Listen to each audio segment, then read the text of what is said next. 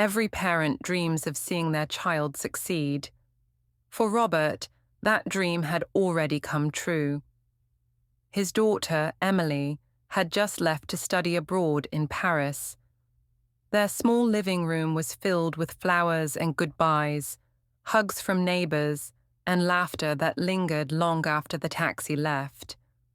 Robert stood at the gate, waving until the car turned the corner. His chest swelled with pride. "That's my girl," he whispered, going places her old man never could.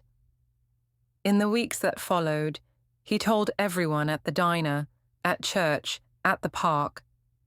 "My Emily's studying international business in Paris." People smiled. They clapped him on the back. "You raised her right, Bob." He'd grin, feeling a warmth only a proud father could know. Every Sunday, Emily called him. Her voice carried through the phone like sunlight through an old window. "Hi, Dad. I'm doing great. Classes are tough, but I love it." Sometimes he'd ask about her apartment. "Oh, it's small but cozy," she'd say. "I can see the Eiffel Tower from my window." He'd smile, imagining her sitting by a Parisian balcony with a cup of coffee. His heart felt full, but as months passed, little things didn't quite add up. Her background noises sounded too familiar. Birds he recognized, the hum of a lawnmower, even the faint whistle of the train that passed through their town. Once, she said, "It's raining here."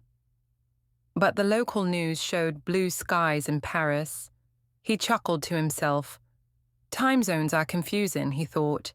Maybe I'm just imagining things. Still, he couldn't shake the feeling. Something wasn't right. One evening, he called her earlier than usual, just to surprise her. "Hi, sweetheart," he said cheerfully. "Thought I'd catch you before class." There was a pause, then the sound of shuffling.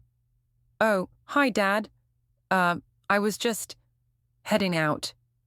Her voice trembled slightly. "Can we video chat for a minute?" he asked. "I'd love to see your face." Sure, 1 second," she replied. The line went quiet. When the screen lit up, Robert's smile froze.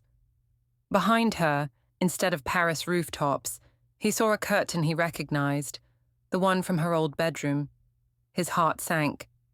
"Emily, where are you?" She looked startled, her eyes glistening with panic. "Dad, I can explain," she whispered. "You're home," he said softly. "You never left." Silence hung between them, the kind that carries truth. To be continued. Robert sat back in his chair, still staring at the screen, his breath heavy. Emily wiped her eyes. "Dad, please don't be angry." "I wanted to tell you, but I couldn't." "Couldn't?" he repeated quietly. "You lied to me for 6 months, Emily."